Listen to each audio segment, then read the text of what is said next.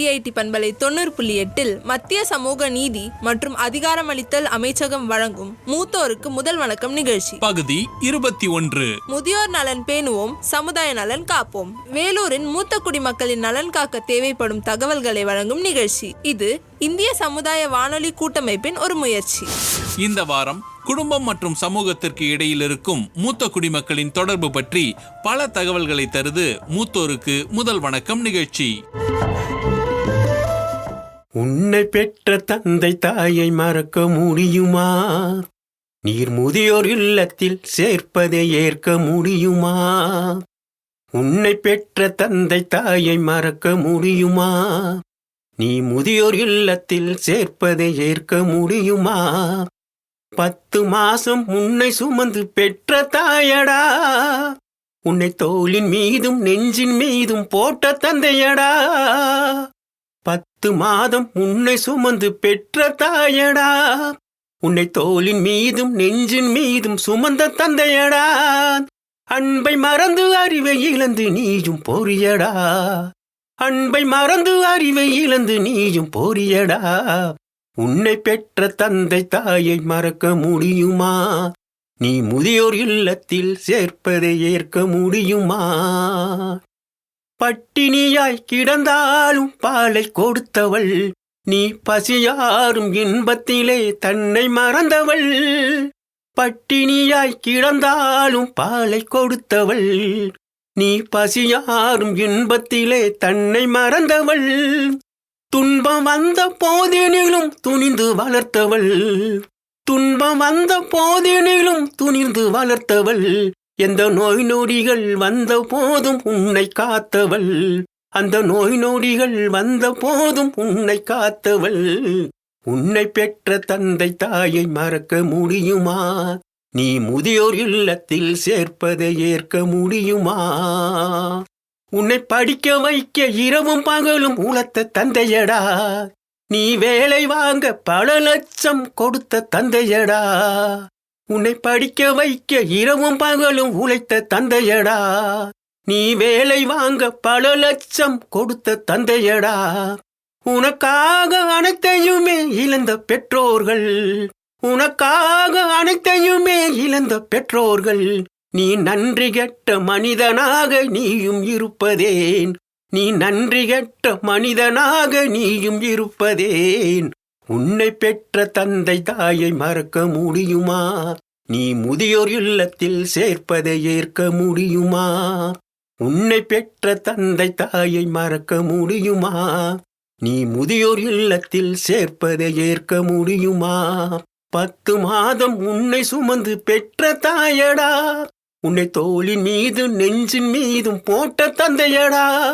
10 மாதம் உன்னை சுமந்து பெற்ற தாயடா, உன்னை தோளின் மீதும் நெஞ்சின் மீதும் சுமந்த தந்தையடா. அன்பை மறந்து அறிவை இழந்து நீயும் போறியடா, அன்பை மறந்து அறிவை இழந்து நீயும் போறியடா. உன்னை பெற்ற தந்தை தாயை மறக்க முடியுமா? நீ முதியோர் இல்லத்தில் சேர்ப்பதை ஏற்க முடியுமா? பெரியவங்கன்னா அவங்களோட வயசை வச்சு மட்டும் இல்ல, அவங்களோட அனுபவ அறிவு, வாழ்க்கை பக்குவம், இது எல்லாத்தையும் வச்சுதான் வயசுல பெரியவர்னு சொல்லுவாங்க. அப்படியான மூத்தோர்களை நம்ம எல்லாரும் வயசாகிடுச்சுன்னு சொல்லி எல்லா விஷயத்திலையும் ஒதுக்கி வச்சிடுறோம். அவங்களுக்கு நல்லது செய்யறதா நினைச்சு அப்படி செய்யறோம். ஆனா அது அவங்கள ரொம்பவே காயப்படுத்தும்.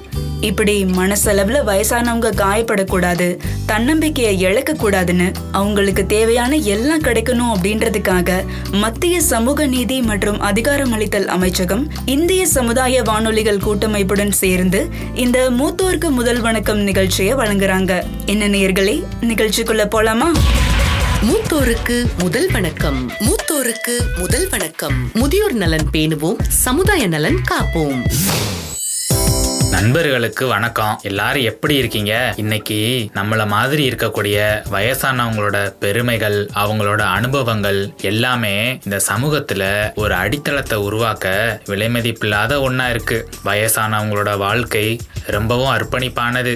முதுமையினால ஏற்பட்ட அவங்களோட தோல் சுருக்கங்கள் பல கதைகளை சொல்லும். இன்னும் சொல்ல போனா பெரியவங்களோட ஒவ்வொரு வார்த்தைகளும் முத்துக்கள் மாதிரி. பெரியவங்க மேல மதிப்பும் மரியாதையும் வச்சிருக்கிற எல்லாருக்கும் இந்த மூத்தோருக்கு முதல் வணக்கம் நிகழ்ச்சி சமர்ப்பணம். தாத்தா, நீங்க சொல்றது ரொம்ப கரெக்ட். பெரியவங்க மரங்கள் மாதிரி. அவங்களோட நிழல்ல இருக்கும்போதுதான் நாம நிம்மதியா இருந்தோம். ஆனா காலம் மாறும்போது நம்மள நல்லா வச்சிருந்த வயசானவங்களோட அமைதி குறைஞ்சு போயிருது. வயசான காலத்துல அவங்களுக்கு அரவணைப்பும் ஆலோசனையும் அதிகமா தேவைப்படுது. அதுக்காகத்தான் அரசு வயசானவங்களுக்காக பல திட்டங்களை அறிமுகப்படுத்தி அவங்களோட வாழ்க்கைய கஷ்டம் இல்லாம இருக்க பல முயற்சிகளை எடுத்துட்டு வர்றாங்க. ஆமா லட்சுமி கண்ணு, இந்த திட்டங்கள் மூலமா வயசானவங்களோட பிரச்சனை தீர்றது மட்டும் இல்லாம அவங்க கண்ணியமா வாழவும் மகிழ்ச்சியா இருக்கவும் உதவியா இருக்கும். வயசானவங்கள கவனிச்சா மட்டும் போதாது, அவங்களோட உணர்வுகளுக்கு மதிப்பு கொடுத்து அவங்கள மரியாதையா நடத்தணும். எந்த வகையிலையும் அவங்க தன்னம்பிக்கையை இழந்துடக்கூடாதுன்னு பல திட்டங்கள் மூலமா உதவி பண்றாங்க. அந்த திட்டங்கள் என்னென்னு பாப்போமா?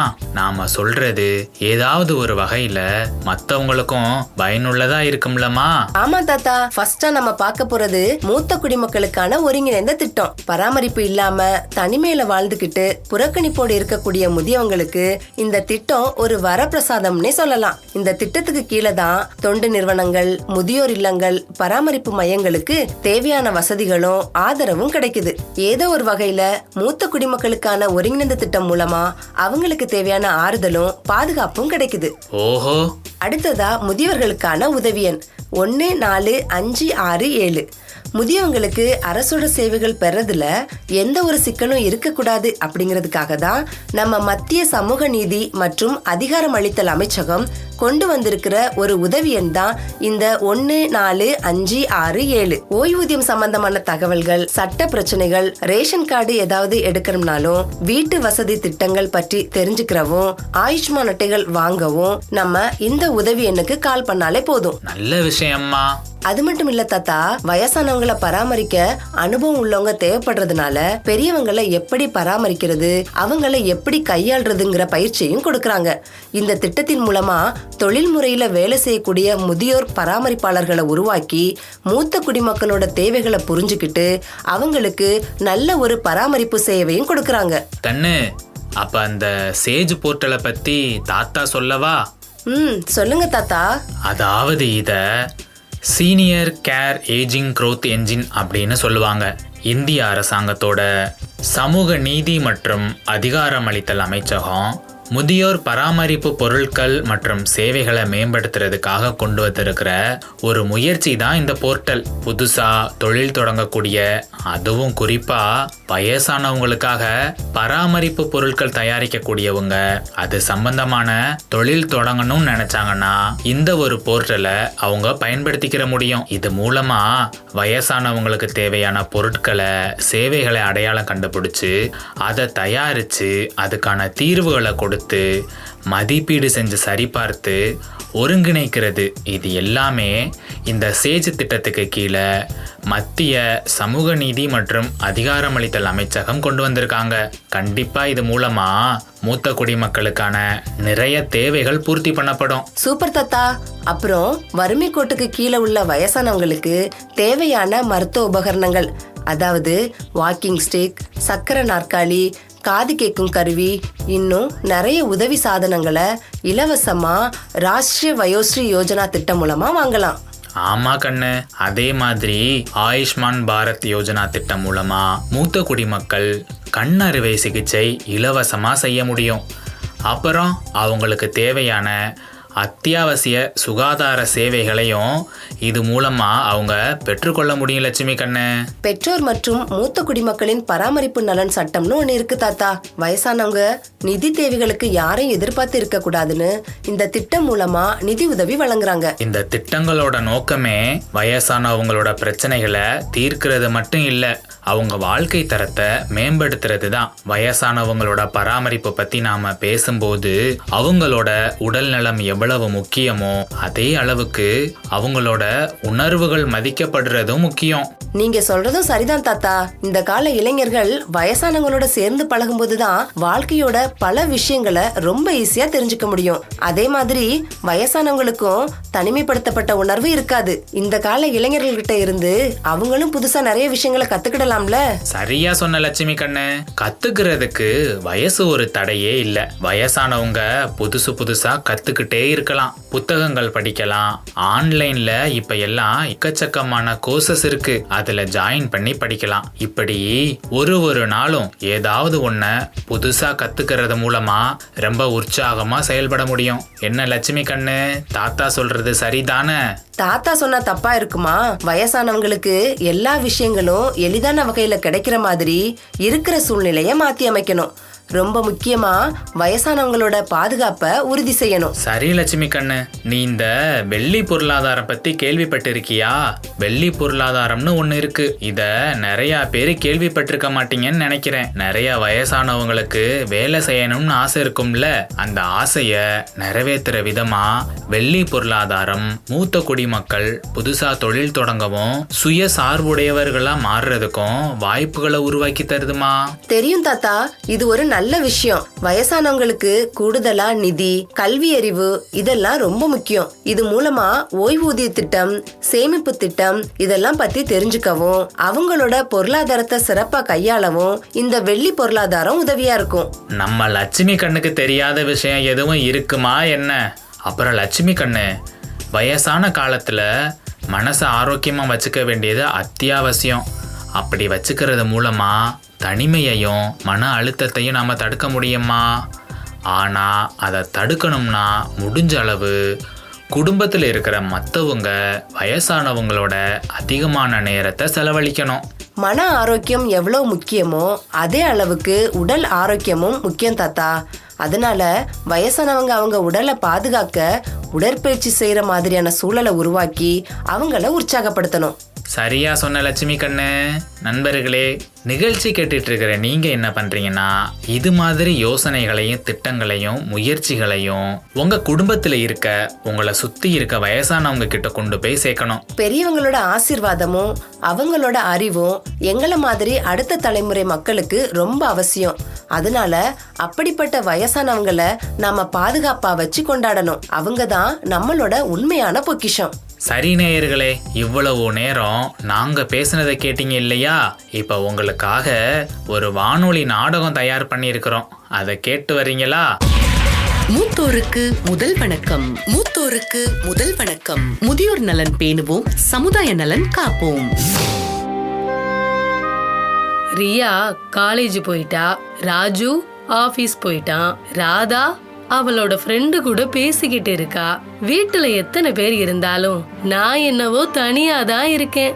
உடம்புல ஏதாவது பிரச்சனை இருந்தா ஹாஸ்பிட்டல் போய் சரி பண்ணலாம். மனசு பிரச்சனையா இருந்தாலும் ஹாஸ்பிட்டல் போய் சரி பண்ணிக்கலாம். ஆனா நான் இப்படி 4 செவுத்துக்குள்ள மாட்டி கிடக்குறேன். நான் எங்க போய் சரி பண்ண? என்ன பாட்டி, எப்படி இருக்கீங்க? பரவாயில்லையே, ஞாபகம் இருக்கா என்னைய உனக்கு? இருக்கேன். உடம்பு பூராவும் வலியா இருக்கு.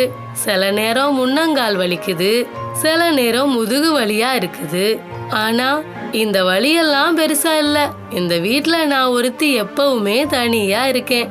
அந்த வலிதான் ரொம்ப கஷ்டமா இருக்கு. உங்க கஷ்டம் எனக்கு புரியுது பாட்டி. என்னதான் வீட்டுல எல்லாரும் இருந்தாலும் வாழ்க்கை சக்கரத்துல அவங்களும் ஓட ஆரம்பிச்சதுக்கு அப்புறமா இந்த மாதிரி வயசானவங்க எல்லாரும் தனி மரமா ஆயிடுறாங்க. என்ன பண்றது, எல்லாரும் அவங்க வாழ்க்கையை பார்க்க தானே ஓடுறாங்க. அப்படியே நமக்காகவும் தான். என்ன பண்ணி என்ன பிரயோஜனம்? அவங்க எல்லாரும் பிறந்ததுல இருந்து இந்த கையில தான் தாளாட்டி சீராட்டி வளர்த்தேன். என்னோட முழு வாழ்க்கையவே அந்த பிள்ளைகளை வளர்க்கறதுல தான் செலவழிச்சேன். அவங்களோட சின்ன சின்ன தேவைகளை கூட ஓடி செஞ்சேன். ஆனா இன்னைக்கு அவங்க எல்லாம் வளர்ந்து பெரிய ஆள் ஆனதுக்கு அப்புறம் நம்ம அவங்களுக்கு தேவையில்லாதவங்க ஆயிட்டோம். ஏன் பாட்டி, நீங்க அவங்கள இவ்வளோ மிஸ் பண்றேன்னு சொல்றீங்க? அது அவங்களுக்கு தெரியுமா? அவங்க கிட்ட உட்காந்து உங்க மனசுல இருக்க எல்லாத்தையும் கொட்டிட வேண்டியதானே? ஒரு ட்ரை பண்ணி பாருங்களேன். பார்க்கலாம். அம்மா, பாட்டிக்கு என்னாச்சு? ஏன் ஒரு மாதிரி இருக்காங்க? அவங்க முகம் ரொம்ப வாட்டமா இருக்கேம்மா. நம்ம எல்லாரும் பிஸியா இருக்கிறதுனால பாட்டி தனியா இருக்கிறது உங்களுக்கு கஷ்டமா இருக்கோ என்னவோ? நானும் ஒரு 6 மாசமா பாக்குறேன். நம்ம எல்லாருமே வேலைன்னு ஓடிடுறோம். அத்தை மட்டும் வீட்டுல தனியா இருக்காங்க. ஒருவேளை அவங்களுக்கு நம்ம எல்லாம் அவங்க கூட உட்கார்ந்து டைம் ஸ்பெண்ட் பண்ண மாட்டோங்கிற கவலை வந்திருக்குன்னு நினைக்கிறேன். என் மனசுக்குள்ளேயும் அந்த வருத்தம் இருக்கத்தான் செய்யுது. சரி, உங்களுக்கு இப்படி ஒரு நினைப்பு இருக்குது, அதையாச்சும் வெளிப்படையா பாட்டி கிட்ட உட்கார்ந்து கேட்டிருக்கீங்களா? தப்புதான். நான் என்ன பண்றது? நானும் உங்களுக்காகத்தானே ஓடுறேன். இப்ப கூட நாமளே பேசிட்டு இருக்கிறத விட்டுட்டு வாங்க உடனே போய் பாட்டி கிட்ட பேசுவோம்.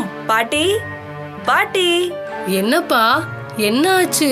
பாட்டி, எங்க எல்லாருக்கும் இன்னைக்கு நீங்க கதை சொல்றீங்க. எப்படி நாங்க சின்ன பிள்ளையா இருக்கும்போது நிலாவை பார்த்து எங்களுக்கு சாப்பாடு போட்டுக்கிட்டே கதை சொல்வீங்க, தூங்கும்போது விதவிதமா கதை சொல்வீங்களே, அது மாதிரி இப்பயும் ஒரு கதை சொல்லுங்க பாட்டி. என்னவோ நீங்க ஒரு மாதிரி இருக்கீங்க, அதனால நாங்க இன்னைக்கு வந்து இப்படி பேசுறோம்னு நினைச்சிடாதீங்க. இனிமே ஒரு நாளும் நாங்க உங்ககிட்ட வந்து கதை கேட்போம். எப்படி நீங்க முன்னாடி கதை சொல்லுவீங்களோ அது மாதிரி தினமும் இனிமே எங்களுக்கு கதை சொல்லணும். என்னம்மா, சொல்லுவீங்களா? என்ன அத்தை, எதுவுமே பேச மாட்டேங்கிறீங்க? நீங்க இல்லாம நாங்க இல்ல அத்தை. இனிமே நீங்க தான் முக்கியம். எனக்கு என்ன காசு வேணுமா இல்ல சொத்து சோகம் வேணுமா? நீங்க தானே என் சொத்து, நீங்க தானே என் சந்தோஷம், நீங்க தானே எனக்கு எல்லாமே.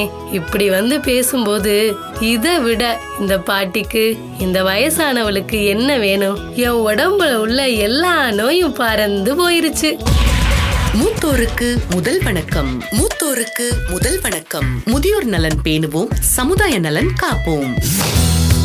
என்ன நண்பர்களே, வானொலி நாடகத்தை கேட்டீங்களா? நம்ம வீட்டில் இருக்கிற வயசானவங்களை மகிழ்ச்சி படுத்தணும்னா நாம அவங்களுக்கு விலை உயர்ந்த பரிசு பொருட்கள் தான் வாங்கி கொடுக்கணும்னு இல்லை. ஒரு காஃபியோ டீயோ போட்டு கொடுத்துட்டு அவங்க பக்கத்துல உட்காந்து கொஞ்ச நேரம் பேசிக்கிட்டு இருந்தாலே போதும், அவ்வளவு சந்தோஷமா ஃபீல் பண்ணுவாங்க அவங்க. இத கேட்கும் போதெல்லாம் இதெல்லாம் ஒரு விஷயமா அப்படின்னு உங்களுக்கு தோணலாம். ஆனா அந்த தருணம் தான் விலை மதிப்பில்லாதது. நம்ம வீட்டுல இருக்கிற வயசானவங்களோட வாழ்க்கை அனுபவங்கள், அவங்களோட அறிவு, அவங்க சந்திச்ச சவால்கள், இது எல்லாமே நம்ம எதிர்காலத்துக்கு அத்தியாவசியமான ஒண்ணுன்னு புரிஞ்சுக்கிட்டு அவங்கள பொக்கிஷமா பாதுகாக்கணும். இதை விட ரொம்ப அழகா யாராலையும் சொல்ல முடியாது லட்சுமி.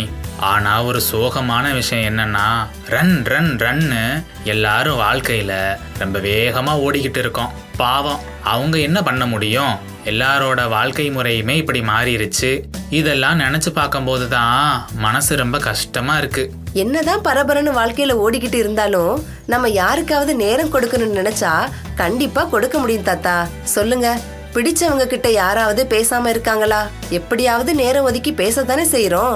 அதே மாதிரி பெரியவங்க கிட்ட பேசினா என்ன, அவங்க கிட்ட பேச நமக்கு விருப்பம் இல்ல, அவ்வளவுதான். மத்தபடி நேரம் இல்ல, வேலை இருக்குன்னு சொல்றதெல்லாம் நம்ப முடியாத ஒண்ணுதான். நிறைய பேர் நினைக்கிறது வயசான ஆட்கள் கிட்ட பேசுறதுக்கு என்ன இருக்கு அப்படிங்கிறது தான். ஆனா அவ்வளவு கதைகள் இருக்கு அவங்க கிட்ட பேச. ஆமா லட்சுமி, நீ சொல்ற மாதிரி நான் சின்ன வயசா இருக்கும்போது எங்க தாத்தா பாட்டி அவங்க காலத்து கதையெல்லாம் எக்கச்சக்கமா சொல்லுவாங்க. அதை சொல்லும்போது அவங்க முகத்தை பார்க்கணுமே, அவ்வளவு சந்தோஷமா இருக்கும். எனக்கும் சின்ன வயசுல அந்த கதைகளை கேட்க ரொம்ப பிடிக்கும். ஆனா வளர வளர அந்த கதையில என்ன இருக்குன்னு அதை நான் முக்கியமா நினைக்கல. ஆனா பெரிய ஆள் ஆனதுக்கு அப்புறம் தான் தெரிஞ்சது, அவங்க சொன்னது எல்லாம் கதை கிடையாது, நம்ம இந்த வாழ்க்கைய எப்படி அணுகணும்னு சொல்லி கொடுத்துட்டு போன பாடம்னு. உண்மைதான் தாத்தா.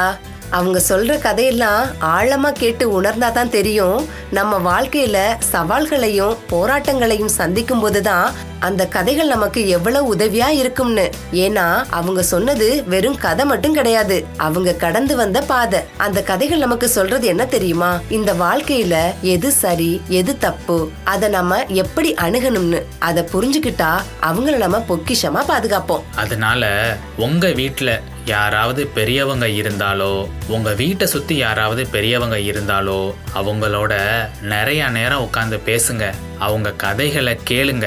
வயசான காலத்துல யாருமே அவங்க கிட்ட வந்து பேசல அப்படின்ற எந்த எண்ணமும் இருக்கக்கூடாது. அவங்க எல்லாருக்கும் முக்கியமானவங்க அப்படின்றத அவங்களுக்கு புரிய வைக்கிறதுக்கு நாம இந்த நடவடிக்கைய கொஞ்சம் கொஞ்சமா எடுப்போமா? வயசானவங்க நம்ம கூட இருக்கிறது நம்ம வாழ்க்கைக்கு ரொம்ப அவசியம். எந்த காலத்திலயும் அது அனாவசியம் ஆகாது. என்ன நண்பர்களே, இனிமே ஒரு நிமிஷம் கூட லேட் பண்ணாம உடனே உங்க வீட்டில் இருக்கக்கூடிய தாத்தா பாட்டி கிட்ட போய் அவங்களோட அனுபவங்களையும் கதைகளையும் கேட்கலாமா? நம்ம சொன்னா கண்டிப்பா நம்ம நேயர்கள் கேட்பாங்க தாத்தா. சரி, இப்போ நான் ஒரு கேள்வி கேட்குறேன் நம்ம நேயர்கள் கிட்ட, அதுக்கு பதில் சொல்றீங்களா? நீங்க எப்ப உங்க தாத்தா பாட்டி கூட உட்காந்து பேசுனீங்க? எவ்வளவு நேரம் உட்காந்து பேசுனீங்க? கொஞ்சம் சொல்லுங்களேன். பாத்தீங்களா, சத்தத்தே காணோம். சரி சரி, இனிமையாவது வீட்டுல உள்ள தாத்தா பாட்டி கூட நேரம் செலவழிக்கலாமா? கண்டிப்பா செலவழிப்பாங்கம்மா. நம்ம நேயர்கள் எல்லாரும் ரொம்ப நல்லவங்க. சரி சரி, இவ்வளவு நேரம் நம்ம வயசானவங்களோட அறிவு, அனுபவங்கள், அவங்களோட நினைவுகள் பற்றி நிறையா பேசணும் இல்லையா? அதே நேரத்தில் வயசு ஆக ஆக அவங்களோட உடல் வலிமையில் ஏற்படுற மாற்றங்கள், அப்புறம் அவங்களோட உணர்ச்சி மாற்றங்கள், இதுலேயும் வீட்டில் இருக்கவங்க கவனம் செலுத்தணும். அதை பற்றி நிறைய பேர் தெரிஞ்சு வச்சிருக்கிறதே கிடையாது. உண்மைதான் தாத்தா. பொதுவா எல்லாருமே வயசானவங்களுக்கு தேவை சரியான சாப்பாடுன்னு மட்டும்தான் நினைக்கிறோம். அவங்க மனமும் ஆரோக்கியமா இருக்கணும். அப்படின்னா அவங்களுக்கு சரியான ஓய்வு, தேவையான ஊட்டச்சத்து, மனசுக்கு எந்த ஒரு பிரச்சனையும் இல்லாம இருக்கிறது முக்கியம். ரொம்ப சரியா சொன்ன லட்சுமி கண்ணு. வீட்டில் உள்ள பெரியவங்க ஏன் ஒரு மாதிரி இருக்காங்க, ஏன் அமைதியா இருக்காங்க, ஏன் சின்ன சின்ன விஷயங்களுக்கெல்லாம் எரிச்சல் அடைகிறாங்க, இதை என்னைக்காவது கவனிச்சிருக்கமான்னு யோசிப்போம். அதுக்கு ஒரு துளி கூட வாய்ப்பில்லை தாத்தா. பொதுவா வயசானவங்கனாலே எரிஞ்சு தான் விழுவாங்க. அதுங்க அப்படித்தான், அது கிடக்குது அப்படின்னு கடந்துதான் போவோம். அதுக்கு காரணம் அவங்களோட மனசு சோர்வடைஞ்சு போய் இருக்கிறதா கூட இருக்கலாம். பொதுவா வயசானவங்க அவங்க மனசுல உள்ளத யாருக்கிட்டையும் சொல்ல மாட்டாங்க. அதனால கூட அவங்களுக்கு மனசோர்வு வரலாம் தாத்தா. அதனால தான் மறுபடியும் சொல்றேன், வயசானவங்க கூட டைம் ஸ்பெண்ட் பண்றது மட்டும் இல்லாம அவங்களோட உணர்ச்சிகளுக்கும் மதிப்பு கொடுக்கணும். அவங்களோட பேசுறேன்னு சொல்லி அவங்க மனசை காயப்படுத்தக்கூடாது, அவங்கள புரிஞ்சுக்கிறணும். இத பத்தி இன்னும் நிறைய விரிவா பேசுறதுக்கு ராமநாதபுரம் மாவட்ட மனநல ஆலோசகர் திரு அஷ்ரப் அலி வந்திருக்காங்க. வாங்க அவங்க என்ன சொல்றாங்கன்னு கேட்போம். நேயர்களுக்கு வணக்கம். முதியோர்களுக்கு ஏற்படுற மன அழுத்தம் பத்தின கருத்துக்களை இப்ப நம்ம எல்லாருக்கும் தெரியப்படுத்துறதுக்காக நம்ம கூட இணைஞ்சிருக்காங்க திரு அஷ்ரப் அலி சார். வணக்கம் சார். நேயர்களை காற்றலையின் மூலம் சந்திப்பதில் பெருமகிழ்ச்சி அடைகின்றேன். என்னுடைய பெயர் அஷ்ரப் அலி. ராமநாதபுரம் மாவட்டத்தில் இயங்கி வரும் மாவட்ட மனநல திட்டத்தின் கீழ் கடந்த 17 வருடங்களுக்கு மேலாக மனநல ஆலோசகராக பணி செய்து வருகின்றேன். வயதானவர்களுக்கு ஏற்படுகின்ற மனநல பிரச்சனையின் முக்கியமாக மன அழுத்தம் குறித்து உங்களிடம் சில கருத்துக்களை பகிர்ந்து கொள்ள விரும்புகின்றேன். இப்போ முதல் கேள்வி என்னன்னா, பொதுவா வயசானவங்களுக்கு இருக்கிற மன அழுத்தம் என்ன சார்? வயோதிகம் காரணமாக முதியவர்கள் சந்திக்கின்ற மனநல பிரச்சனைகளில் முக்கியமானது மன அழுத்தம். இதற்கான அடிப்படை காரணம் உடலில் ஏற்படுகின்ற மாற்றங்கள். சர்க்கரை வியாதி, ஹைப்பர் டென்ஷன் என்ற இரத்த அழுத்த நோய், எலும்பு தேய்மானம், நோய் எதிர்ப்பு சக்தி குறைதல், இது போன்ற வயோதிகத்தில் ஏற்படுகின்ற நோய்களால் மன அழுத்தத்திற்கு உட்படுகிறார்கள். சமூக காரணிகளால் வயதானவர்கள் மன அழுத்தத்திற்கு உட்படுகிறார்கள். வாலிப பருவத்தில் சம்பாதிக்கின்ற திறன் குன்றி போதல், சமூக அங்கீகாரம், கௌரவம், சமூகத்தோடு ஒன்றி உறவாடுகின்ற நிலை, இவையெல்லாம் குறைந்து போவதன் காரணமாக மன அழுத்தத்திற்கு உட்படுகிறார்கள். அதுபோன்று குடும்ப காரணிகளால் மன அழுத்தத்திற்கு உட்படுகிறார்கள். வயதானவர்களை கைவிடுவது, அவருக்கான முறையான அங்கீகாரங்கள் வழங்காமல் குடும்ப உறுப்பினர்கள் தவிர்ப்பது, அவர்களோடு உரையாடுவதை குறைத்துக் கொள்வது, முக்கியத்துவம் கொடுக்காமல் தவிர்ப்பது, இதுபோன்ற பல்வேறு குடும்ப காரணிகளால் முதியவர்கள் மன அழுத்தத்திற்கு உட்படுகிறார்கள்.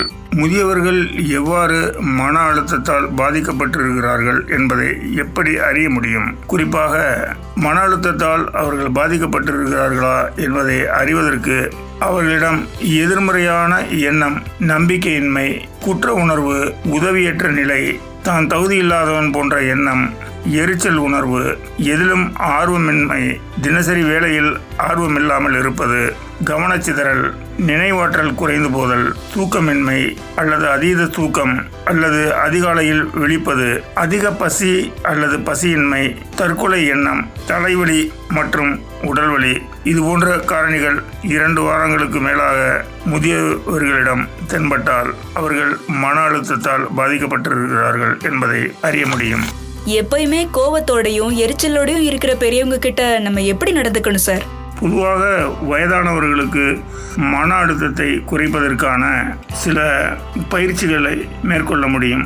அதாவது முதியவர்கள் இல்லத்தில் இருப்பவர்களுக்கும் சரி, தனிமையில் இருக்கின்ற வயதியர்களுக்கும் சரி, உடற்பயிற்சி, தியானம் இது போன்றவைகளை கற்றுக் கொடுப்பது, போதுமான தூக்கத்தை காண உடல் ஆரோக்கியத்தை பேணுவது, ஆரோக்கியமான உணவு வழங்குதல் மூலமாகவும், மகிழ்ச்சி தரக்கூடிய செயல்பாடுகளில் அவர்களை ஈடுபடுத்துவதன் மூலம், சமூகத்தோடு சமூக பணி செய்வதற்கான சூழலை ஏற்படுத்துவதன் மூலம், தன்னார்வ செயல்பாடுகளின் மூலம், புதிதாக ஏதாவது ஒரு விஷயத்தை அவர்களுக்கு கற்றுக் கொடுப்பதன் மூலம், சிரிப்பு கலை பயிற்சி அளிப்பதன் மூலம் அவர்களுடைய முதுமை காலத்தில் ஏற்படுகின்ற மன அழுத்தத்தை குறைக்க முடியும்.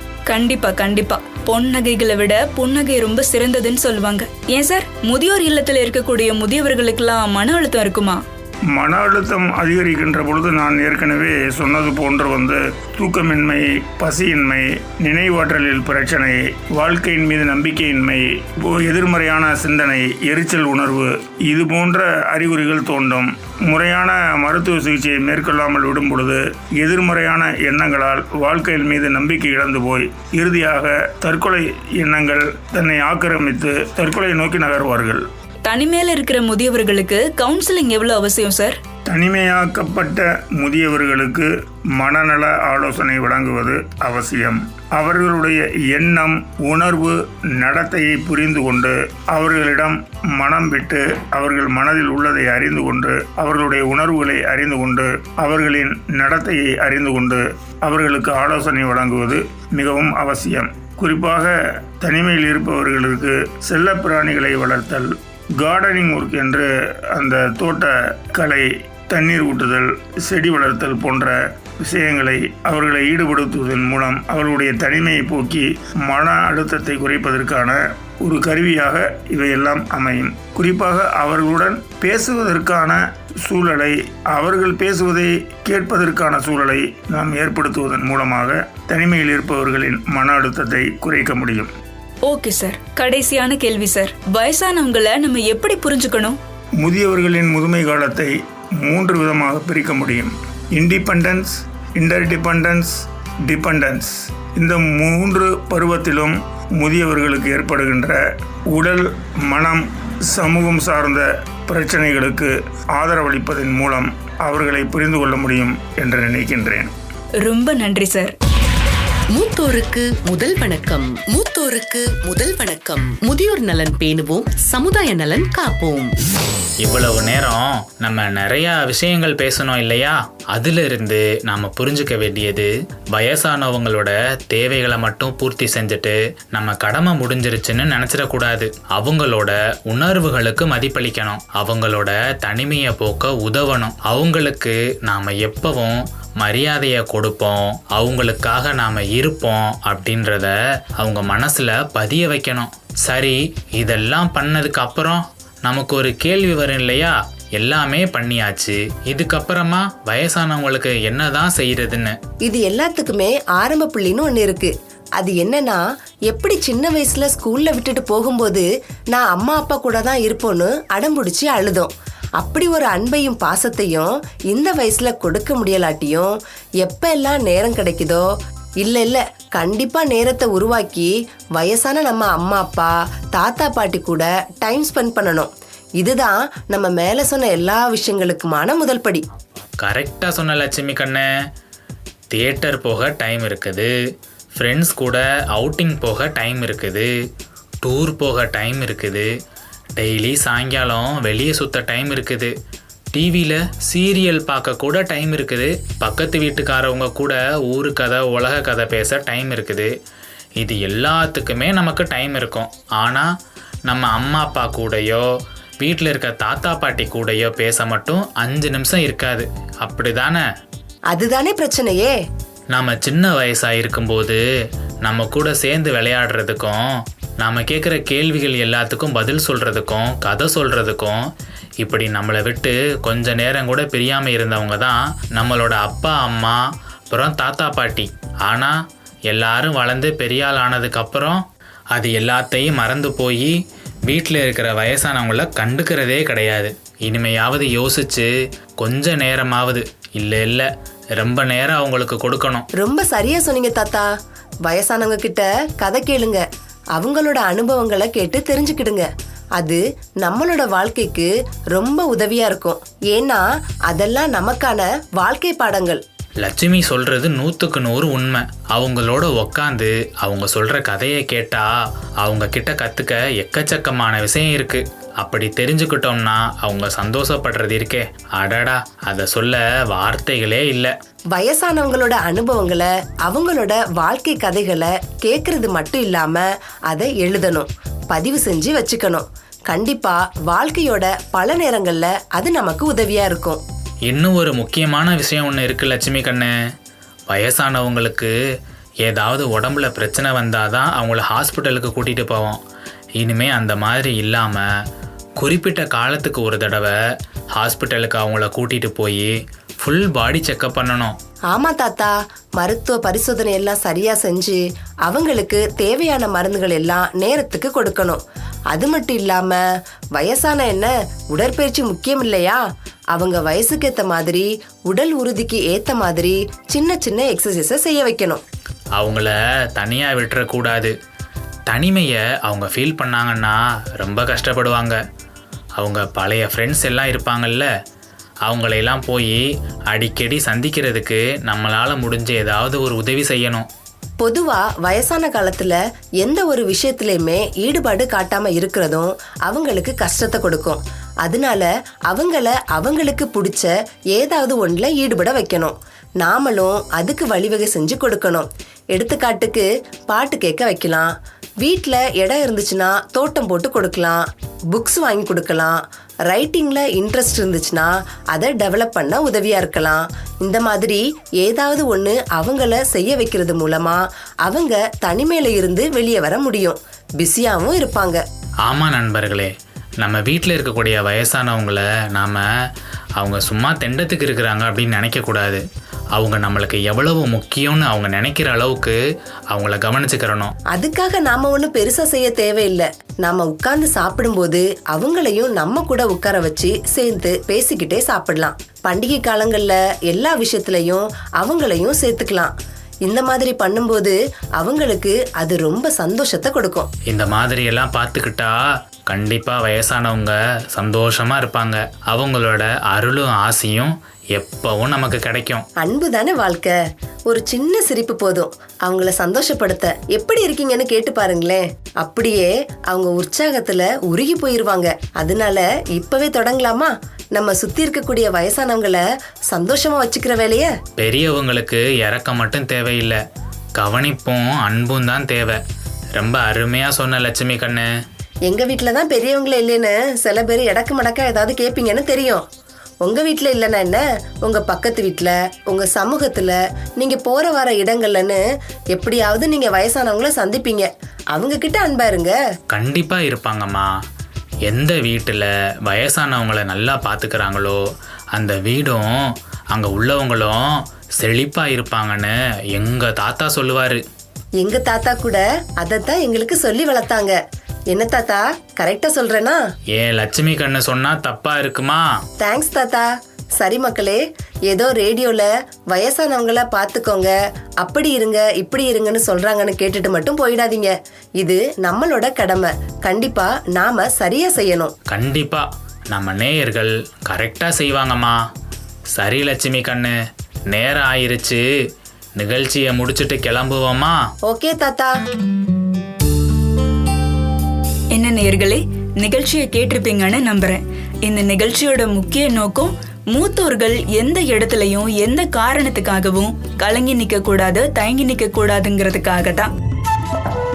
நேயர்கள் இதுவரை கேட்டது விஐடி பண்பலை 90.8 மத்திய சமூக நீதி மற்றும் அதிகாரமளித்தல் அமைச்சகம் வழங்கிய மூத்தோருக்கு முதல் வணக்கம் நிகழ்ச்சி பகுதி 21. முதியோர் நலன் பேணுவோம், சமுதாய நலன் காப்போம். நேயர்கள் அனைவருக்கும் நன்றி, வணக்கம்.